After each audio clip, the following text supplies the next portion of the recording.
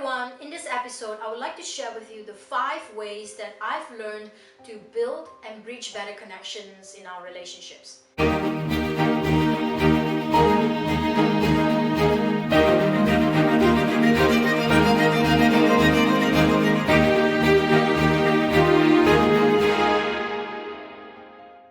We are inherently creatures of connection. Cultivating connection in our relationships with one another is fundamental to our overall well-being and developmental process.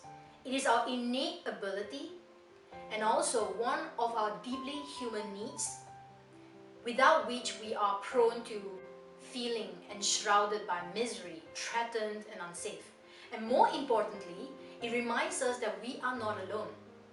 And also in ways that imbues our vibrant energy towards showing compassion, be caring, serving, and uplifting others. We have learned to connect at early stages of our life by means of observing people closest to us, absorbing and taking in cues from the environment that we grew up in, and also receiving various forms of feedback along the way as we began communicating that gradually shaped our own manner of connecting with others as we matured into our adulthood. When we truly evaluate the depth of our connection today, to understand whether it is nurturing and nourishing, as such we feel satisfied and we are thriving, or is it diminishing our light and power, where we feel unseen and disengaged. It will and can reveal to us our own karmic evolution and the archaic programming that we have embodied to this very day. Our unmet needs of satisfying connection often morphs into some form of control and codependencies in our relationships due to the conditionings in our system. We expect and we are counting on others to have our needs and demands satiated, unaware of the irony of it slowly and stealthily eroding away the potential healthy connections that we can have with them. So it is very important and crucial that we start noticing and realizing this empowering cycle that we are in, and really start examining the quality of our relationships and seek to connect instead of control by means of relinquishing the rules that we expect others to adhere or comply to. While awareness is the first important step to initiating any change, but now let's fast forward to learn about the 5 different ways of bridging and building better and effective connection with others that you can consider in your relationship, especially with people that you hold dear in your life. So step number 1, making it about them and not you. When someone is behaving in perplexing ways that are not aligned with our expectations, we are tempted to react to the person's behavior or character instead of focusing on the situation at hand, on what actually happened. The thing is, when we react, we have unknowingly participated in that dysfunctional communication, which only implies that we are triggered or how we are affected by the person's behavior, and we intend to get even. So to allow room for connection to take place, we have to shift our focus towards them by asking ourselves, what is really going on here? And what does this person need right now? And avoid taking things too personally. Because oftentimes what we unfavorably experience as someone's behavior is only the tip of the iceberg.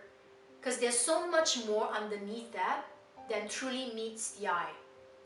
So if we can reach out and show our support and really seek to understand, we are actually offering one of the greatest gifts that anyone could ever ask for, and that is to be understood. So step number 2, practice active listening.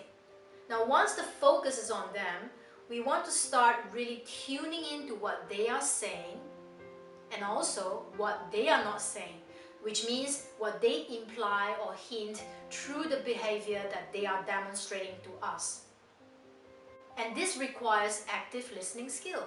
It is a skill for a reason, because it is not as easy as it sounds, in part due to our constant interrupting thoughts. Because when someone is talking, we are busy processing that incoming information, and we are interpreting in our own heads the meaning that we give to it. And in that brief span of time, we are likely to have missed what the person is actually conveying to us. Have you ever been in a conversation where you were so lost in your own thoughts? As such, at one moment in time, you snap yourself back into that interaction and you ask the other person, sorry, what were you saying again? Does this sound familiar?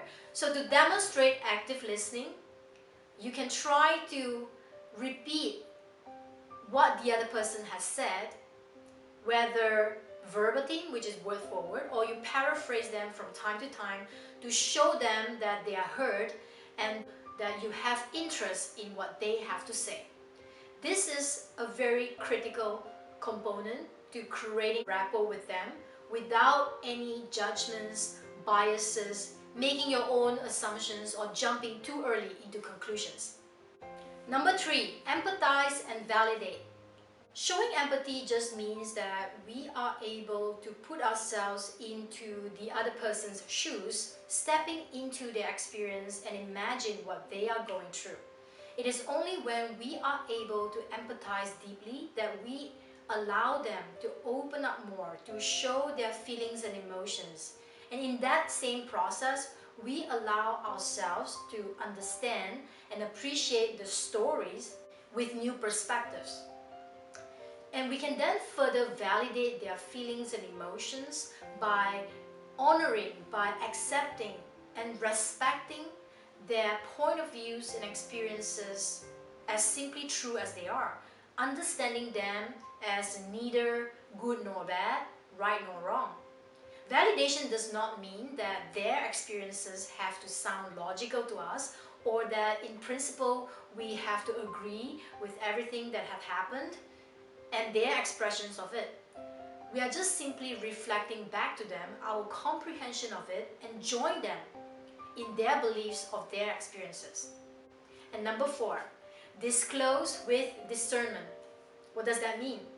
You know, there are times when we can truly relate to the experiences of others through our own, and therefore we feel encouraged, have the urge to share and enrich the ongoing conversations.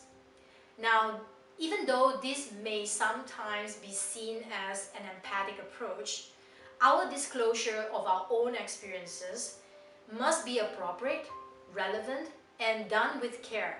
As such, it does not suggest and create separation that stops them from experiencing what they are going through.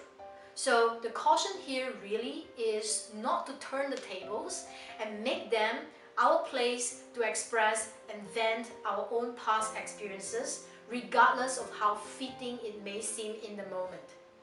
Remember, it is still about them and not about you. Last but not least, induce fun and humor. It is by no surprise how the atmosphere can brighten up just a little by us integrating some fun and injecting some humor at the right junctures of what's seemingly an intense and serious conversation or discussion. Laughter is the best medicine, and we can certainly use it to good effect. When done right and in the right context, it will help us to loosen up a little bit, to break the negative focus that we're in and surrender back to the present moment.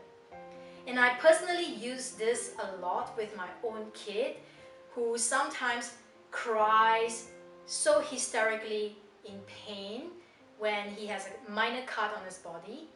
And I would just sing or dance crazily and make funny faces just so he would be distracted briefly from the pain that he was feeling and join me in laughter and the crazy dance that I was doing.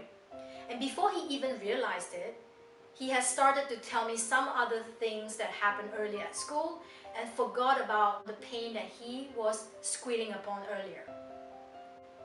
I personally find that these 5 ways have helped me tremendously in bridging and building better, healthier, and more effective communication with people in my life.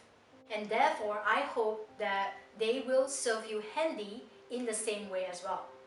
To truly live a worthwhile life of humanity, it does hinge upon the quality of relationships and connections that we can establish with one another day in and day out.